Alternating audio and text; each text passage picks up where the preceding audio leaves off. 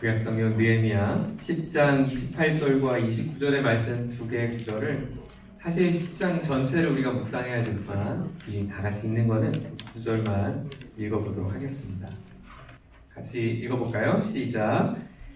이 밖에 나머지 백성 곧 제사장과 레위 사람과 성전 문지기와 노래하는 사람과 성전 만 일꾼과 주님의 율법을 따르려고 그 땅의 여러 백성과 인연을 끄는 모든 이들과 그 아내들과 그들의 아들, 딸들과 알아들을 만한 지식이 있는 이들 모두가 귀족 지도자들과 함께 하나님의 종 모세가 전하여 준 하나님의 율법을 따르기로 하고 우리 주 하나님의 모든 계명과 규례와 율례에 복종하기로 하였으며 그것을 어기면 저주를 받아도 좋다고 다음과 같이 맹세하였다. 네. 아멘. 무언가에 서명을 한다는 것, 사인을 한다는 것은 굉장히 중요합니다. 여러분 교환 다 받으셨죠? 네.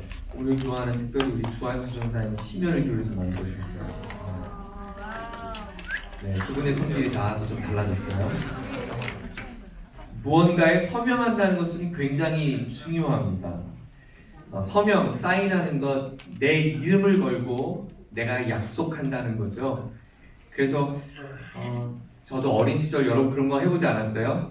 내 사인 만들어 보겠다고 막 이렇게 연습해갖고 사인 만들어갖고 하는데 요즘에 우리 혜빈이 혜성이도 사인 만들고 있어요. 사인 만들어요.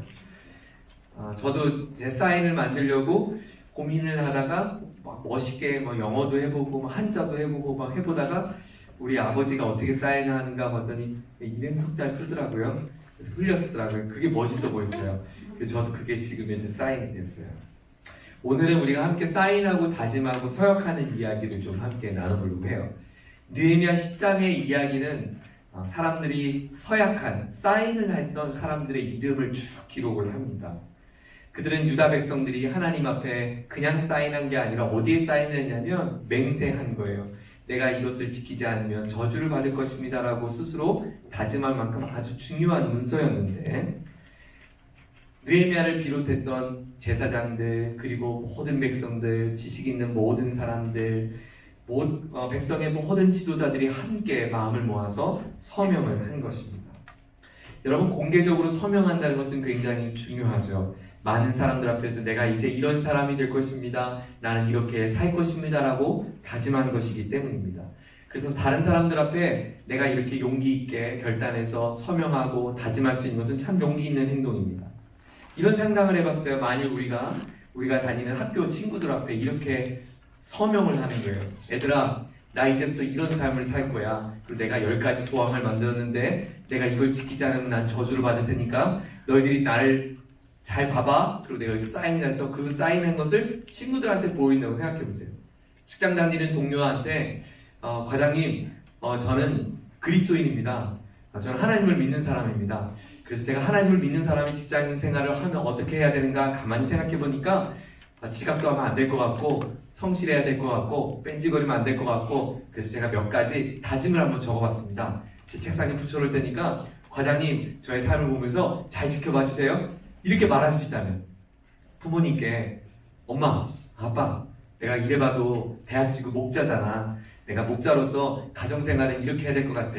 비록 엄마 아빠가 믿음이 없어서 내가 이렇게 신앙생활하는 것을 조금 부담스럽고 어려워할 수 있겠지만 그래도 하나님께 기도해보니까 하나님 이런 마음을 주셨어. 그래서 내가 몇 가지 하나님과 약속한 게 있는데 그 약속이 잘 지켜지도록 내가 냉장고에 붙여놓을게. 첫 번째, 부모님을 사랑하겠습니다. 두 번째, 밥 남기지 않겠습니다. 뭐 등등 이렇게 뭐 하는 거예요. 그러면 이 사인을 한 것 즉시로 받는 사람은 뿐만 아니라 이것을 서명한 사람들의 마음가짐이 굉장히 달라지지 않을까 이런 생각이 들었습니다. 사랑하는 우리 목자 여러분 최근에 예수님 때문에 무언가를 여러분의 삶에 다짐해 본 적이 있습니까? 예수님 때문에 말이죠. 예수님 때문에. 내가 하고 싶어서 하는 거 말고 예수님 때문에. 내가 예수님 때문에 결심해 본 거 있으세요? 예수님 때문에 참아보기도 하고 예수님 때문에 더 감사하기도 하고 예수님으로 인해서 더 기뻐하기도 하고 내가 더 예수님 때문에 성숙한 사람이 되고자 여러분 스스로 다짐해 본 적 있으세요?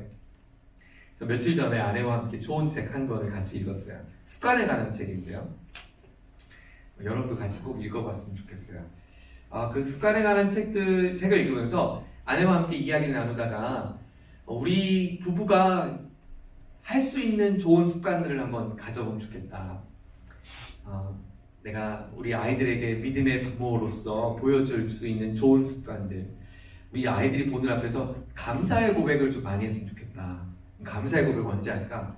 감사의 고백 할 때 감사가 나와야 감사의 고백 하잖아요. 근데 제가 제일 좋아하는 게 뭔가 했더니 따뜻한 커피 마시는 거예요. 저는 아이스 커피를 싫어해요. 커피는 따뜻해야 맛있거든요. 근데 이 머그잔에 따뜻한 그 커피가 담겨 있어서 머그잔에 뜨거운 거 있죠. 그래서 이렇게 머그잔을 이렇게 잡으면 손이 따뜻해지고, 그래서 내 입술에 커피를 닿는 그 순간 느끼는 그 기분. 그래서 제가 약속했어요. 아내와 함께 우리 따뜻한 커피를 마시는 그 순간 하나님께 감사의 기도를 드립시다. 또 언제 제가 기분이 좋은가 했더니 자기 전에 뜨거운 물로 샤워할 때 뜨거운 물이 제 목에 이렇게 지질 때 이렇게 그때 좋지 않아요? 이렇게 목 이렇게 할 때 그때 기분이 좋으니까 그 시간에 감사의 기도를 합시다. 다짐을 했어요. 그리고 커피 마실 때마다 그 생각이 나요. 그리고 제가 얼마 전에 교통사고를 냈잖아요. 3중 추돌. 제가 가해자 받아갖고 3중 추돌을 내갖고, 그래서 이제부터 다짐을 했어요. 운전대에 앉으면 운전대를 잡기 전에 기도하기로. 하나님 감사합니다. 주님 신뢰합니다. 주님 핸드폰 만지지 않게 해주세요. 이렇게 예수님 때문에 다짐해본 일들. 제가 요즘에 또 다짐하는 게 있어요. 아이들에게 분노하지 않기를. 이렇게 감정 분노하지 않기, 이런 다짐들을 해보게 돼요. 그런데 이런 개인적인 나의 유익을 위한 다짐들, 감사의 고백은 좋잖아요. 운전하기 전에 안전운전에서 기도하는 것도 좋죠. 근데 이것은 그냥 하나님과 나와의 다짐인데, 내가 사람들 앞에서 공개적인 다짐들, 내가 사람들 앞에서 정말 자신있게 고백할 수 있는 신앙의 고백이 정말 나에겐 있는가라는 생각을 해보게 되었어요. 오늘 본문의 10장에 그들이 서명하기 전에 이런 이야기로 시작을 해요. 9장의 맨 마지막 절 38절을 같이 한번 읽어보겠습니다. 9장 38절이에요. 함께 읽죠. 시작. 이 모든 것을 돌이켜본 뒤에 우리는 언약을 굳게 세우고 그것을 글로 적었으며 지도자들과 레위 사람들과 제사장들이 그 위에 서명하였다. 그들이 서명한 것을 우리 옛날 성경 개정 성경에는 임봉했다라고 표현을 해요. 임봉은 도장을 찍어서 봉하는 거죠. 그래서 이렇게 찍인 뭐죠? 이렇게 그거 있죠. 그 영화 보면 그거 뭔지 알죠? 그 임봉하는 거.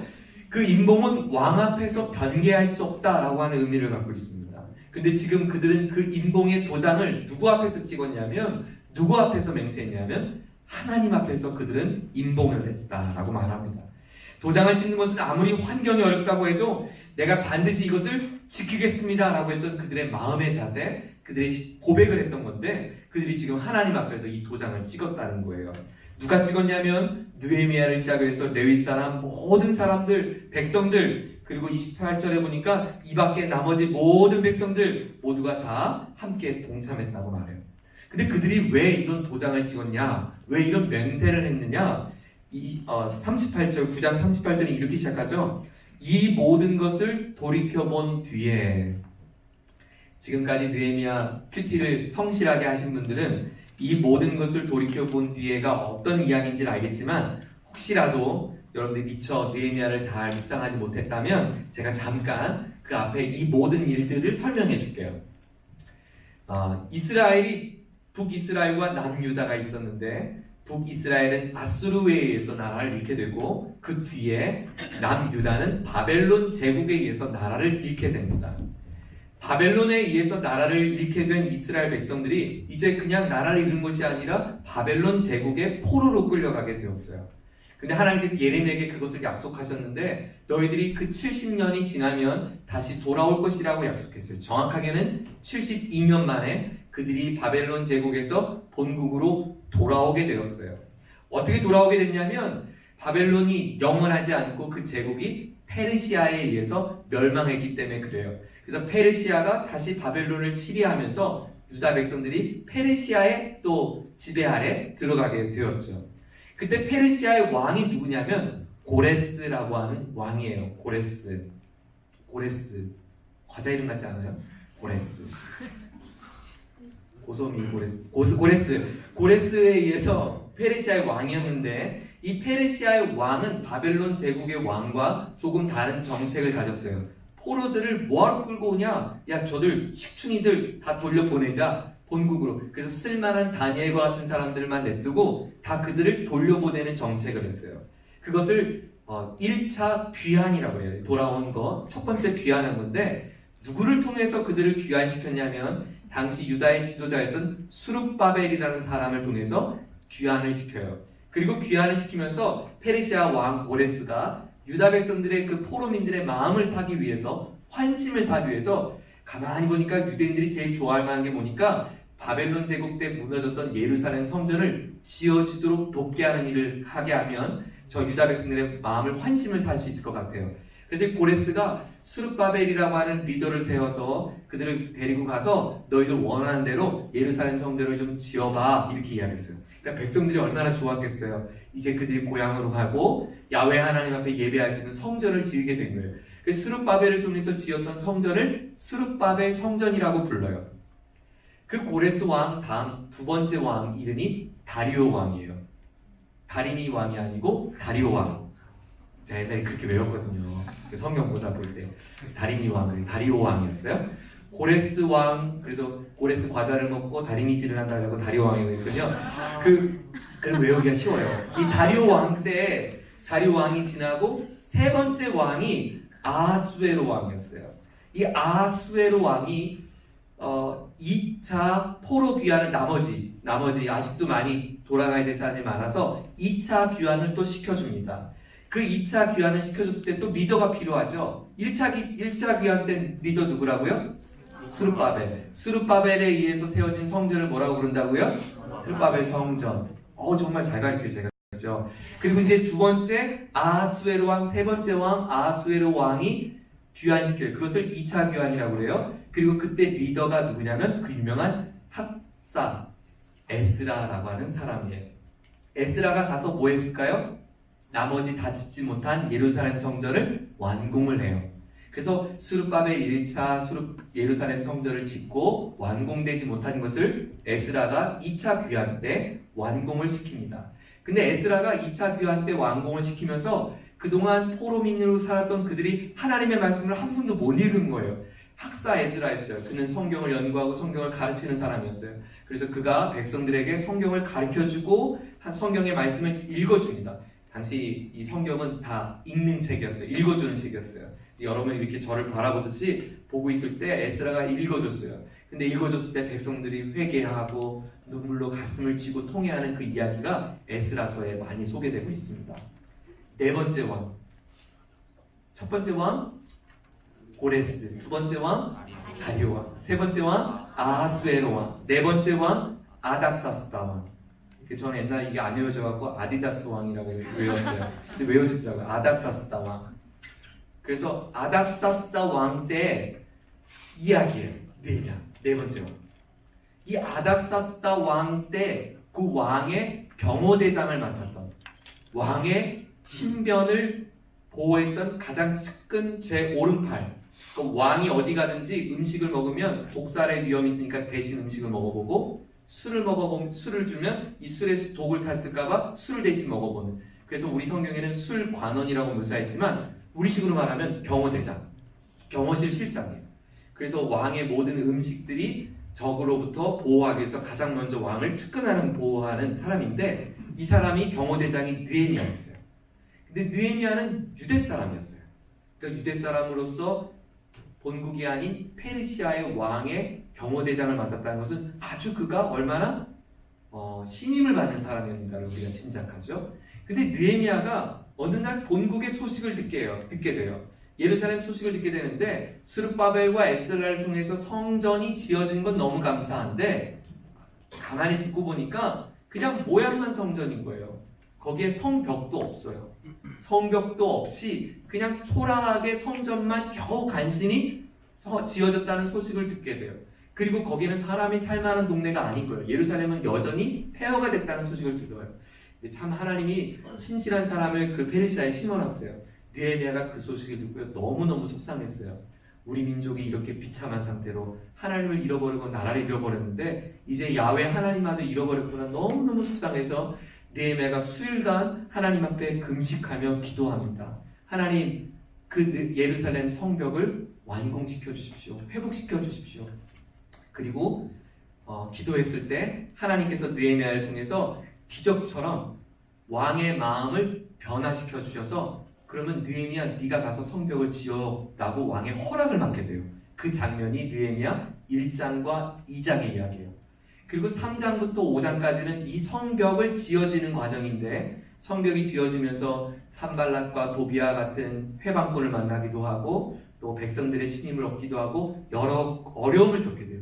그리고 정말 놀랍게 페르시아에서부터 예루살렘까지 성벽을 짓는데요, 단 52일 만에 성벽이 완공됩니다. 기적과 같은 일이 일어났어요. 이 모든 것을 페르시아 왕이 전폭적인 지지를 해줘서 성벽이 완공이 됐어요. 성벽이 완공이 된 다음에 느헤미야가 너무너무 감격했어요. 그리고 백성들과 함께 모여서 뭐 했냐면 에스라가 했던 것처럼 같이 하나님의 말씀을 읽고 그들이 그 자리에 벌떡 일어나요. 우리 교회는 성경 봉독할 때 모두 자리에 함께 일어나시기 바랍니다. 그렇죠? 그 느헤미야와 에스라의 유래예요. 에스라와 느헤미야가 성경을 읽을 때 백성들이 가만히 앉아 있을 수 없었어요. 모두가 함께 자리에 일어나서 아멘 아멘 하며 화답하며 하나님께 영광스러운 성경을 읽게 되고 그들이 부흥을 경험하게 돼요. 영적인 부흥, 잃어버렸던 신앙들을 회복해요. 그 일이 있고 난 뒤에 지금 레위 사람들과 함께 모든 백성들이 서로가 하나님 앞에 인봉하는 장면이에요. 그것이 그 인봉했던 사람들의 이름 84명의 이름이 오늘 느헤미야 10장에 소개돼요. 그리고 성벽을 지었던 사람들 72명의 사람들이 느헤미야 3장에 기록되어 있죠. 정말 너무너무 감사해서 너무너무 감격했던 그 유다 백성들이 이 어찌된 일이고, 야, 나라를 잃어버렸던 우리가 성전을 지었고 성전뿐만 아니라 삶의 폐허가 되었던 이 땅을 다시 재건할 수 있다니. 그래서 느헤미야가 무너진 성벽을 재건하면서 무너진 그들의 신앙을 재건되었던 이야기예요. 그러니까 여러분, 단순히 성전과 성벽이 지어진 것은 하나의 건물이 세워진 것이 아니라 그들의 무너진 신앙이 다시 세워진 이 장면입니다. 이 놀라운 일들이 일어난 이 일 이후에 그들이 하나님 앞에 다짐한 거예요. 새로운 시작을 다짐한 거예요. 새로운 각오를 다짐한 거예요. 저는 이 장면을 묵상하면서 가슴이 뛰었습니다. 그리고 이 장면을 상상하는 거예요.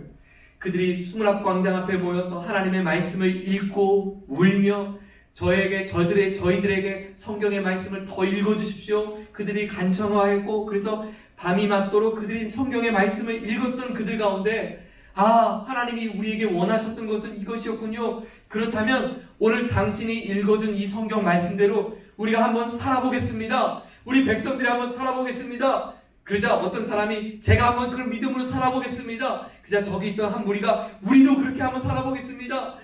어른들이 우리가 그렇게 그 일에 앞장서겠습니다 했더니 어린아이들도 아니요, 우리의 어르신 여러분들뿐만 아니라 젊은 세대인 저희들도 이 믿음으로 살아보겠습니다. 그들이 외치면서 함께 아멘 아멘 하며 그들이 하나님을 찬양하고 그들이 굳은 다짐과 결심을 갖고 그들이 서약하는 거예요.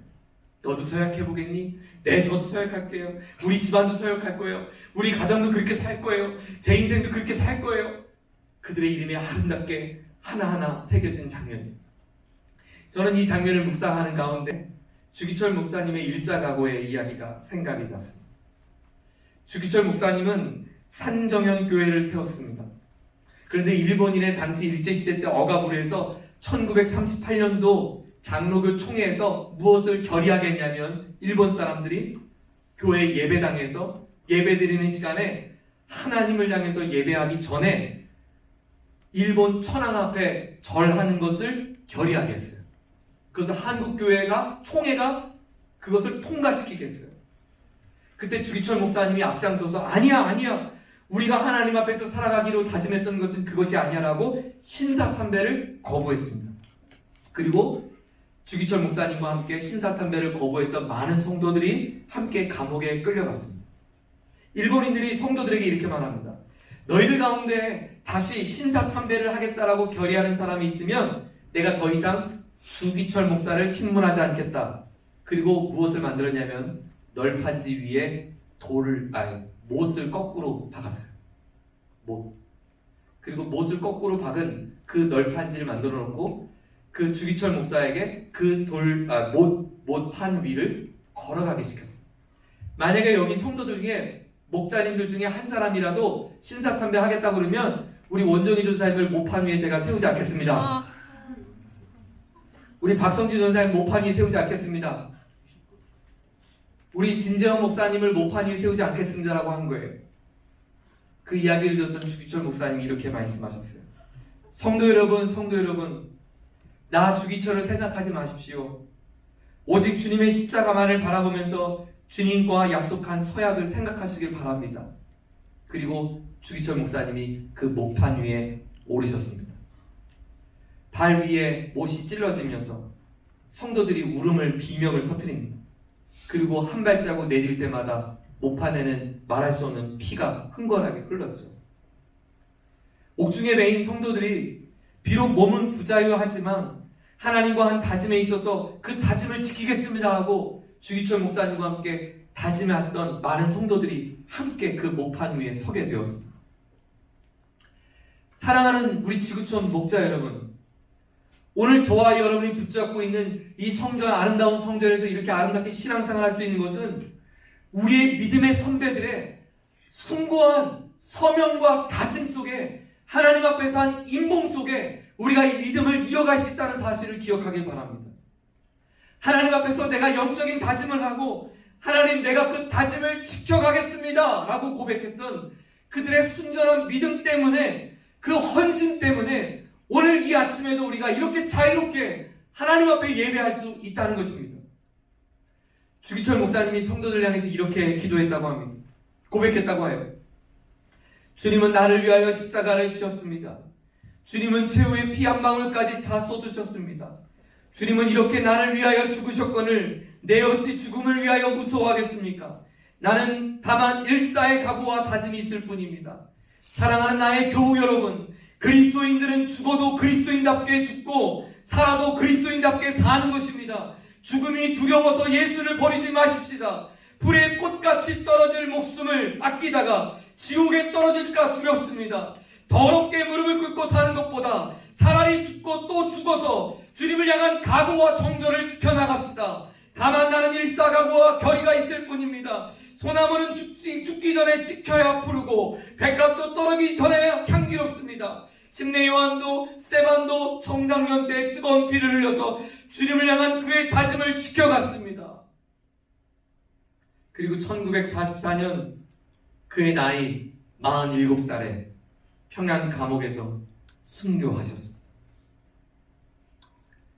오늘날 한국교회는 주기철 목사님이 붙잡았던 복음, 주기철 교수님이 외쳤던 서명과 다짐, 헌신, 눈물, 그 목판 위에서 흘렸던 그 피, 그것으로 세워진 것이 교회입니다.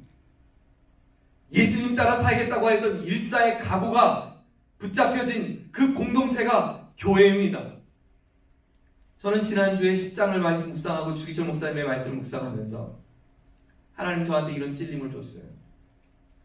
반세요, 너는 뭐니? 넌 뭐 해봤니? 넌 날 위해 무슨 고백과 다짐을 해봤니? 고작 운전대 잡기 전에 기도하는 거? 커피 마시기 전에 감사의 고백하는 거? 야, 뜨거운 물 샤워하면서 감사해야 하는 고백? 넌 나를 위해서 어떤 다짐과 헌신을 해봤니? 어떤 희생을 해봤니? 어떤 내어줌을 경험해봤니?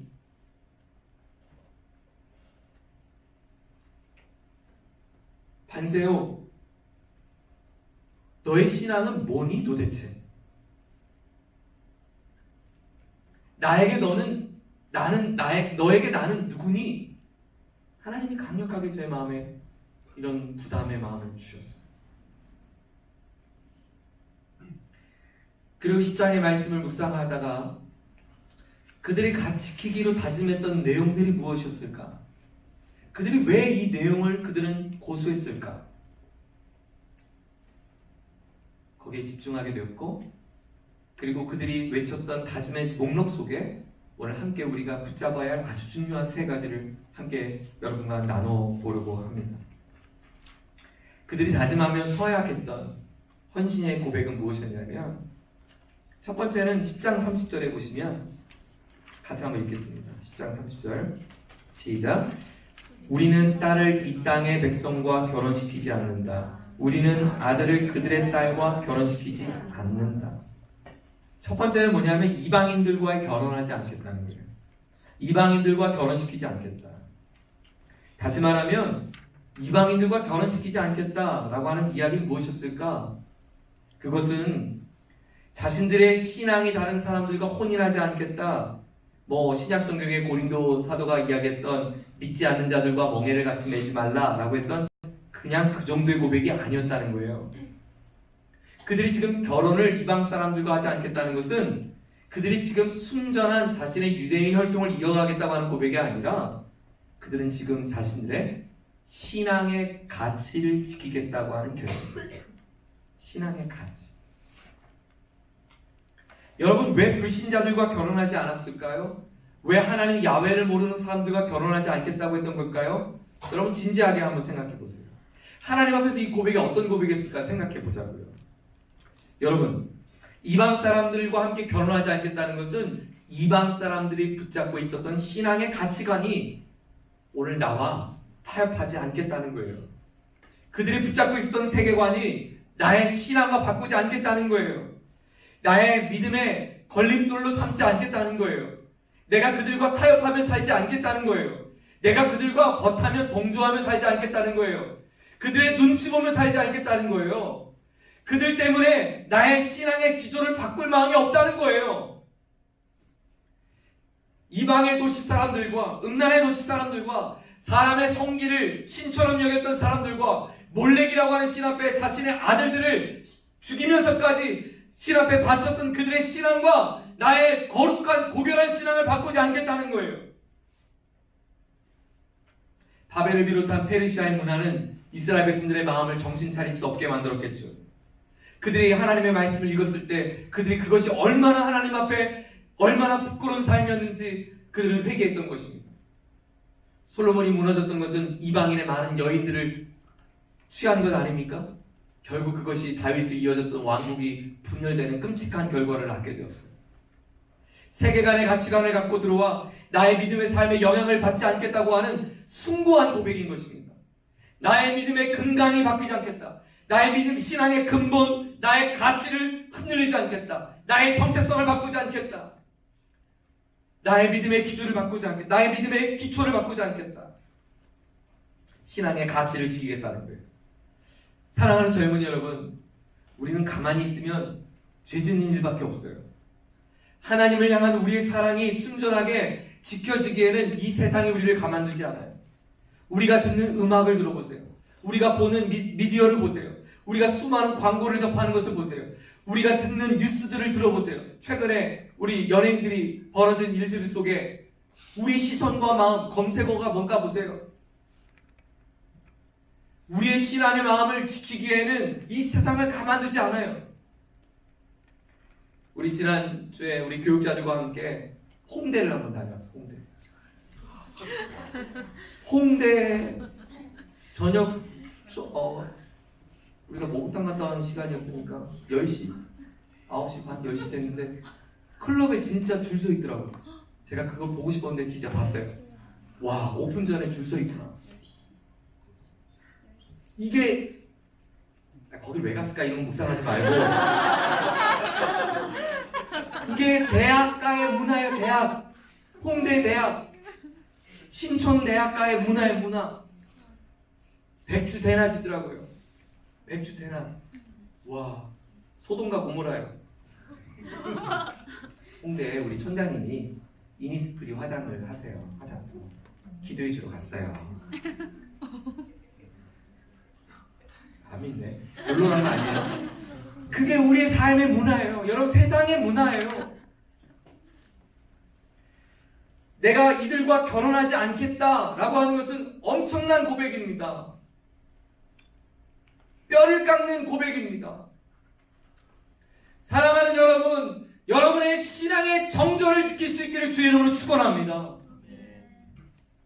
우리 옛날 선조들이, 우리 여성들이 은장도를 몸에 간직하였듯 하나님, 내가 이 신앙의 정절을 지키겠습니다. 내 신앙의 은장도를 내가 지키겠습니다. 하나님, 어떠하든 하나님, 내 신앙의 가치를 그 무엇과 바꾸지 않겠습니다. 그 무엇이 나를 유혹한다 해도 내가 이 가치만큼은 내가 바꾸지 않겠습니다. 돈도 좋지만 돈 때문에 저의 신앙의 양심 팔지 않겠습니다. 출세도 좋지만 출세 때문에 저의 하나님을 향한 약속을 바꾸지 않겠습니다. 변개치 않겠습니다. 주기철 목사님 외쳤던 여러분 저를 생각하지 말고 주님과 한 약속을 생각하시오 했던 그 고백처럼, 사랑하는 목자 여러분, 여러분 마음속에 주님과 다짐했던 그 약속을 가슴에 새기를 주의 이름으로 축원합니다. 나는 그리스도입니다. 나는 하나님의 사람입니다. 나는 예수를 따르던 사람입니다. 누군가 술잔을 권할 때 자신 있게 말하십시오. 술을 왜 안 먹어? 난 술이랑 별로 안 친해. 몸에 안 좋아. 그러지 마시고, 이게 내 신앙의 가치야. 난 이런 세계관을 갖고 살아. 나는 꼭 술이 필요하다고 생각하지 않은 사람이야. 난 네가 나의 의견을 존중해주면 좋겠어. 내가 이것을 결정했을 때는 그냥 한 결정이 아니라, 그냥 종교적인 어떤 사람들이 말해서 결정한 게 아니라, 난 정말 내가 진지하게 생각하고 한 결정이야. 나의 결정에 너도 잘 존중해주면 좋겠어. 여러분, 그렇게 말할 때 여러분에게 억지로 술잔을 하는 사람은 무식한 사람이죠. 여러분 절대로 여러분의 신앙의 가치를 하나님 앞에 다른 것과 바꾸지 않기를 주의 이름으로 축원합니다. 혼전수교도 마찬가지예요. 오빠가 자취방 데리고 갈 때 사탄아 물러가라. 으슥한 곳에서 나의 몸을 더듬거리거든. 이렇게 외치십시오. 꺼져 이 새끼야. 난 네가 나를 정말 소중하게 지켜주길 바래. 난 이것이 하나님 앞에서 내가 고백했던 나의 순결한 고백인데, 내가 하나님과의 한 약속을 네가 뭔데 깨트리려고 그래. 난 지키고 싶어. 이전에 그것을 잃어버린 사람이 있다면 다시 여러분의 마음을 지켜갈 수 있기를 축복합니다.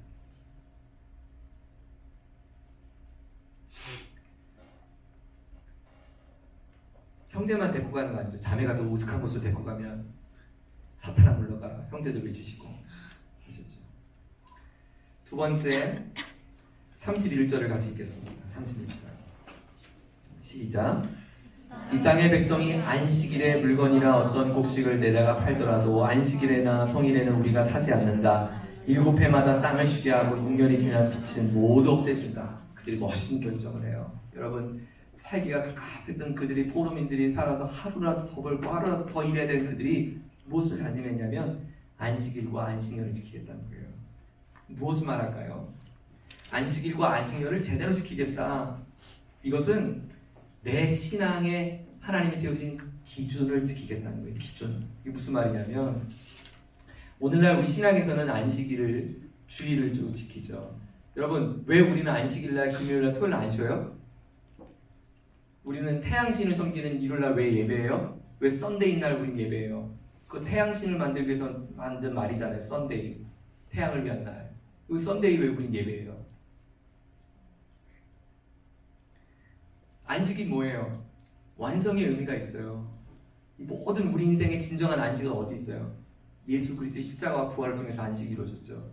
예수님께서 부활하신 날이 안식 후 첫날 주일이었어요. 우리 태양을 섬기는 날을 예배하는 것이 아니라 안식 후 첫날 부활하신 예수님을 예배하는 거예요. 근데 더 물을게요. 예수님은 주일날만 예배 받으시나요? 아니죠. 예수님은 월요일도, 화요일도, 수요일도, 특별히 화요일을 더 사랑하시고, 목요일도, 금요일도 하나님의 예배를 받으세요. 토요일도. 그래서 우리의 안식일은 에브리데이예요. 썬데이가 아니에요. 토요일이 아니에요. 우린 매일이에요. 예수 그리스도와 함께 동행하는 날이 안식이래요. 중요한 것은 그들이 지금 이 안식을 지켰다는 거예요. 왜 지켰냐면 구약의 안식은 이런 거예요. 구약은 노동 이후에 안식했죠. 그죠? 7일째 일하실 때 6일간 일하시고 하나님이 7일째 쉬셨다는 그 메시지로 그들은 노동 이후에 안식을 했지만 신약은 바뀌었어요. 신약은 우리가 주일날 예배하는 것은 여러분 일주일의 시작은 주일인 거 아시죠? 그래서 캘린더 보면 주일부터 시작하죠. 우리는 안식한 뒤에 일주일을 사는 거예요. 안식의 중요한 것은 쉼에 있어요.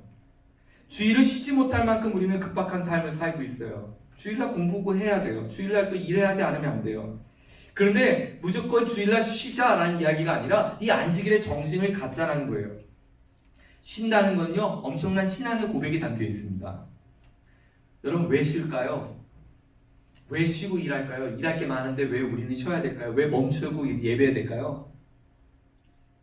여기에 의미가 있어요. 힘들어서 쉬는 게 아니에요.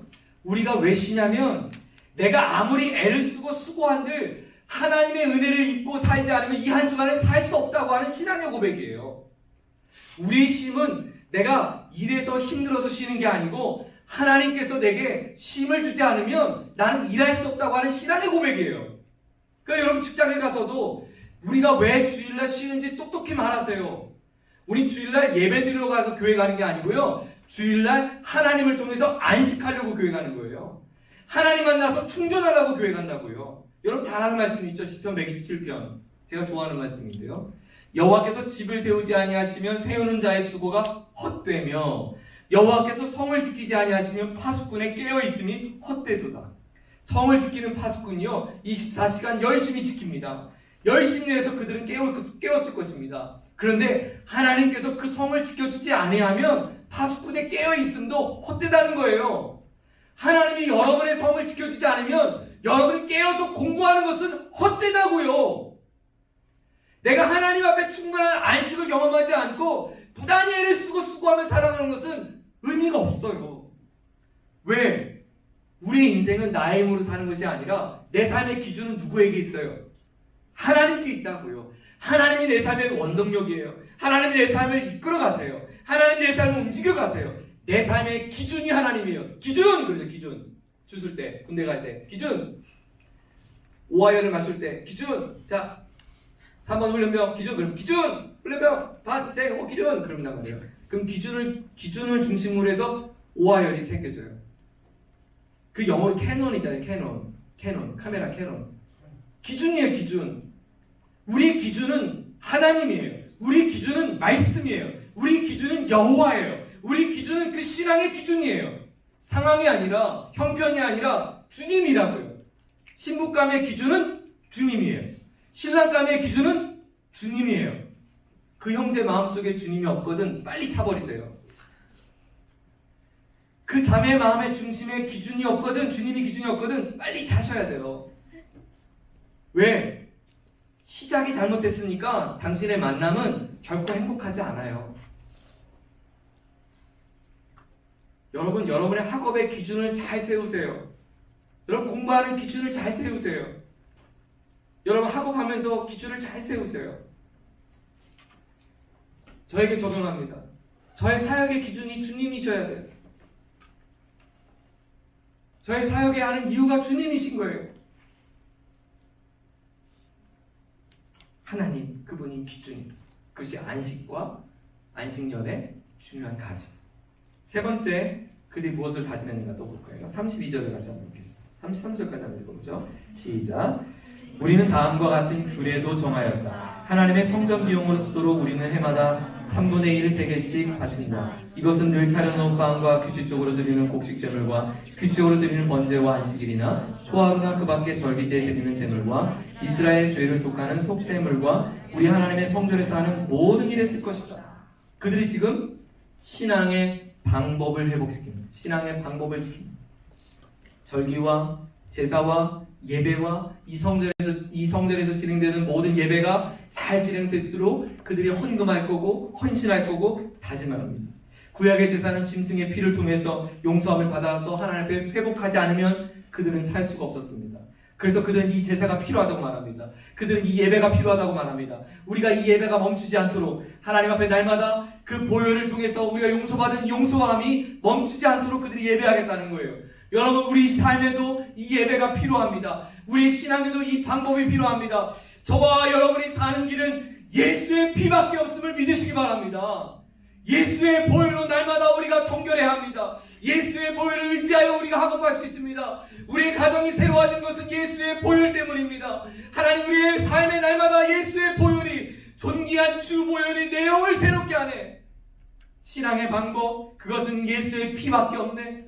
그 예수님을 향한 예배와 주님께서 나를 향해 만나기를 원하셨던 그 화목의 길을 우리가 포기하지 않고 날마다 예배하며 그분을 바라보며 그분께 용서를 구하고 회개하는 거예요. 요즘에 관심 갖고 있는 게 제가 마음이었잖아요. 최근에 이제 다음 주제는 습관이에요, 습관. 근데 제가 습관을 묵상하다가 이 죄라고 하는 놈에 또 제가 관심도 빠졌어요. 죄. 이 죄가 우리에게 너무너무 가볍게 여겨지고 있어요. 날마다 예수님 앞에, 여러분 아침에 일어나서 감사의 고백하지 마시고 아침 눈 뜨자마자 회개 기도부터 하십시오. 혹시라도 꿈자리에서 죄 짓지 않나. 숨 쉬는 순간 우리는 죄에 노출되어 있어요. 근데 우리는 회개하지 않아요. 용서를 구하지 않아요. 하나님 앞에 긍휼을 구하지 않아요. 그들이 예배를 회복하겠다는 것은 내가 날마다 죄인인 것을 자각하고 하나님께 용서를 구하는 백성으로 그들의 신앙의 방법을 지키겠다는 것입니다. 제가 관심 있게 주목하는 것은 이것이었어요. 그들은 지금 예배를 드릴 때 첫 열매를 주님께 드리겠다고 말해요. 34절, 35절, 35절 보면 첫 열매를 주님의 성전에 바친다. 그래서 첫 열매. 36절, 새끼 양을 가축의 첫 새끼를 바칩니다. 여러분, 그들이 지금 무엇을 회복했냐면, 이제 느헤미야 나중에도 보이지만 무엇을 회복했냐면, 지금 내가 내 삶에 첫 새끼를 바친다는 것, 내 첫 소산물을 바친다는 것, 우리로 말하면 첫 월급을 헌금한다는 거거든요. 이게 무슨 말이냐면 내 삶의 주인이 하나님이십니다. 내 일터의 주인도 하나님이시다라고 하는 신앙의 고백을 하는 거예요. 여기서 나온 게 바로 11조 정신이에요. 37절을 같이 읽겠습니다. 37절. 시작. 또 우리는 들어 바칠 예물인 처음 익은 밀의 가루와 온갖 과일나무 열매와 새 포도주와 기름을 가져다가 제사장의 몫으로 우리 하나님의 성전 창고에 넣기로 하고, 또 밭에서 나는 수출 가운데 열의 하나는 레위 사람들의 몫으로 가져오기로 하였다. 농사를 짓는 성읍으로 돌아다니면서 열의 하나를 거둬들일 사람은 바로 레위 사람. 지금 성전에 성전 맡은 사람들에게 그들이 양식이 되었던 열의 하나 11조를 지금 드린 거거든요. 여러분, 그들이 지금 수입의 10%를 하나님께 드린 거예요. 재정을 드린 거예요. 이것은 11조 정신은 아주 중요합니다. 저는 청년회 때 여러분이 이 11조 정신을 잘 지킬 수 있길 바라요. 11조는 우리의 마음이, 내 마음이 이 돈에 있지 않다고 하는 신앙의 고백이에요.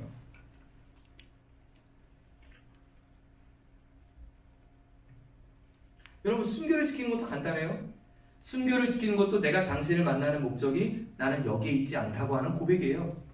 멋있는 사랑의 고백이에요. 내가 11조를 한다는 것은 내 마음의 생각이 돈에 있지 않다고 하나님께 신앙의 고백을 하는 거예요. 이 모든 소산의 주인이 하나님이시라고 하는 고백이죠. 그것이 11조의 정신입니다. 그들은 지금 이 정신을 지키겠다. 이 방법을 지키겠다는 거예요.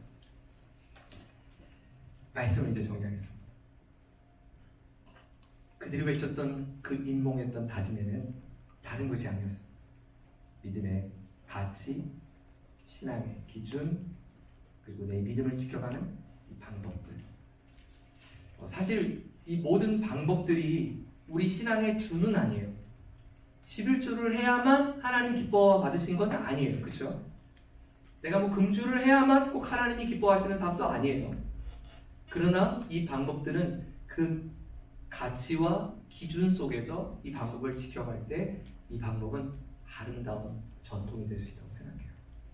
제가 어렸을 때 지금도 기억나요. 우리 아버지한테 주일날 피자 먹었다고 혼났어요. 피자 사 먹었다고.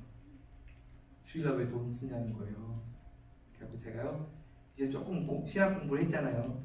제가 이제 구약 공부하면서 아버지, 어렸을 때 저한테 피자 사 먹었다고 혼낸 거 기억하세요? 그거 저한테 이렇게 혼을 내시면 어떡합니까? 이렇게 말할 수가 없더라고요. 꼭 주일날 피자 사 먹은 게 못된 건 아닌, 그건 틀린 게 아닌데, 그렇게 자녀에게 훈육했던 아버지는 그 방법을 지킴을 통해서 내 신앙의 기준과 기초가 흔들리지 않기를 원했던 겁니다. 연습했으면 좋겠어요. 저는 우리 아이들 위치학부의 주일날 예배 드릴 때 맨발로 예배를 못 드리게 해요. 어디 감히 하나님께 예배 드리는데 맨발로 크록스 신고 어떻게 예배 드려? 양말 신고 예배 드려. 어른 앞에 가면서 맨발로 갈 수 있겠어요? 양말 시키죠. 우리 아이들에게 양말을 꼭 시킵니다. 두 번째, 전 우리 아이들에게 반드시 헌금은 아이들 봉투에 자기들의 이름을 쓰고 헌금하게 합니다. 절대로 엄마가 대신 헌금하거나 제가 한 번도 헌금한 적이 없습니다. 아이들이 직접 헌금하게 합니다. 물론 그 재정의 출처는 저겠지만 가리키는 거예요. 꼭 그래야만 되는 건 아니에요. 근데 그것이 아마도 우리 아이들의 신앙의 기준과 기초를 흔들리지 않게 하는 거죠. 우리 여러분 교환에 여러분이 다짐할 수 있는 공란을 만들어봤어요. 여러분이 서약할 수 있는 것을 한번 만들어봤어요. 여러분의 목장에서 내일 한번 이런 거룩한 임봉식이 있었으면 좋겠어요. 서약식이 있었으면 좋겠어요. 그리고 이 서약이 정말 지켜질 수 있도록 서로가 불꽃 같은 눈으로 서로 지켜보고 서로 이 서약이 지켜질 수 있도록 애써줬으면 좋겠어요.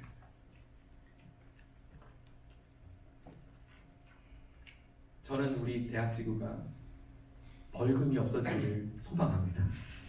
벌금이 없어야 돼. 벌금 때문에 지각하고 안 하면 너무 유치하잖아요. 우리가 하나님 향한 사랑의 고백 때문에 예배하고 주님께 감사해서 우리 재정을 이삭주기로 흘러보내는 이런 아름다운 문화가 우리 대학지구 가운데 뿌리 내리고 한국교회에 아직 희망이 있다고 생각합니다. 한국교회에 희망 없다는 사람들한테 제가 이 수지체프 그리스 오래 와보라, 이 아이들을 봐보라 하고 싶어요. 여러분을 보니까 희망이 있다고 생각합니다. 하나님이 여러분의 삶을 존귀하게 쓰셔서 여러분 삶 속에 거룩한 고백과 다짐 속에 하나님의 아름다운 영광스러운 일들이 일어날 것을 기대합니다. 우리 같이 한번 기도하겠습니다.